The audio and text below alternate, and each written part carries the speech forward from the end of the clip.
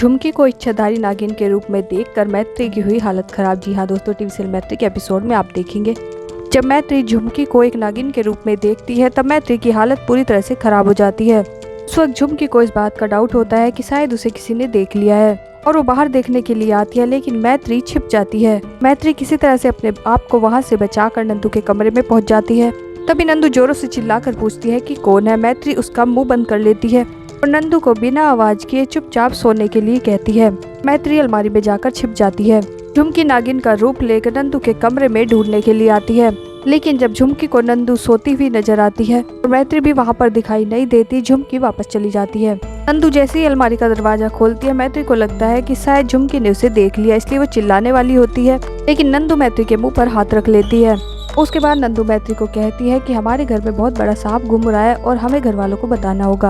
अभी मैत्री नंदू को बताती है कि वो सांप नहीं, एक इच्छाधारी नागिन है। पहले तो नंदू मैत्री की बातों पर विश्वास नहीं करती, लेकिन मैत्री के कहने पर वो उसका साथ देने के लिए तैयार हो जाती है। तभी मैत्री खड़े हुए देखती है कि झुमकी उसके कमरे की तरफ को जा रही है। मैत्री अपने कमरे में झुमकी के पहुंचने से पहले जाकर सो जाती है।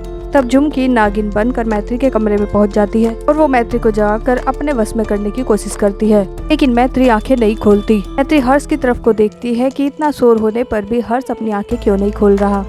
तभी झुमकी के वहाँ से जाने के बाद मैत्री हर्ष को जगाने की कोशिश करती है, लेकिन हर्ष नहीं जागता।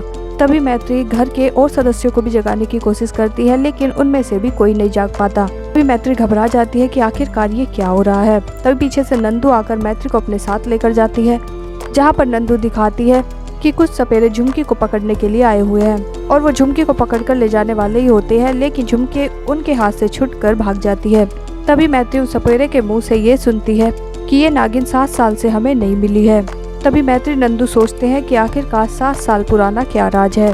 वही अगले दिन सुबह मैत्री और नंदू आपस में खड़े हुए ये बात कर रहे होते हैं, जिसमें नंदू मैत्री को कहती है कि हम इस बारे में घर वालों को बता देते हैं, लेकिन मैत्री नंदू को ये कहती है कि अगर हमने घर वालों को बताया तो झुमकी किसी को भी नहीं छोड़ेगी। वही नंदू मैत्री को कहती है कि हमें इसके बारे में वही सपेरा बता सकता है और हमें उससे मिलने जाना होगा। वो दोनों ये कहकर निकलने ही वाली होती है कि सामने से झुमकी आ जाती है। तो अब देखना ये होगा कि क्या झुमकी ने उन दोनों की बात सुन ली होगी। तो दोस्तों आपको क्या लगता है, कमेंट करके बताएं। जानकारी पसंद आई हो वीडियो को लाइक करें, शेयर करें, चैनल को सब्सक्राइब करना ना भूलें। Thank you.